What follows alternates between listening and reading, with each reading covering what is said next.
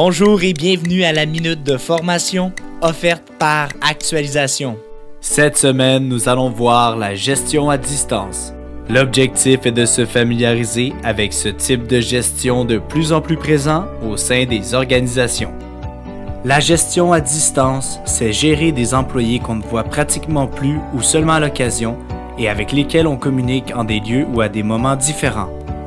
Il existe différentes formes de distance: géographique, linguistique, culturelle et technologique.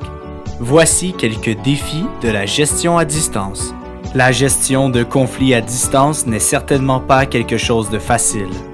De même que pour l'optimisation des processus, le remplacement du personnel peut aussi s'avérer complexe, ainsi que la gestion de crise. Voyons quelques avantages de la gestion à distance. Développer rapidement l'autonomie et le potentiel de ses collaborateurs. Agrandir son réseau de contacts et organiser son temps plus librement. Voici quelques désavantages de la gestion à distance. Motiver et soutenir le personnel sans être sur place. Souffrir d'isolement s'il n'y a pas ou peu de collègues dans le même établissement. Et avoir de la difficulté à identifier les besoins de ses collaborateurs. La communication est clé lorsqu'on gère à distance. Par exemple, pour une annonce, vous pouvez utiliser votre agenda électronique. Pour reconnaître les bons coups, vous pouvez utiliser un courriel.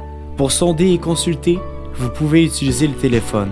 Mais lorsque vous voulez donner une rétroaction positive ou évaluer le rendement de quelqu'un, il est mieux de le rencontrer individuellement. Voici les bonnes pratiques de la gestion à distance. Mettez en place un programme d'accueil, d'intégration et d'orientation des nouveaux employés. Définissez les rôles, responsabilités et les tâches de chaque employé et assurez-vous que chacun connaisse ceux des autres membres de leur équipe. Diffusez à l'avance des plages horaires officielles pour les rencontres individuelles et collectives afin de les faire connaître à tous les employés.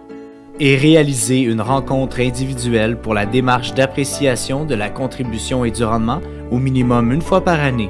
Cette rencontre permettra de faire le point, de donner une rétroaction constructive, d'échanger sur les intérêts et le plan de carrière de la personne.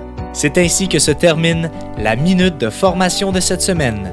On se donne rendez-vous la semaine prochaine.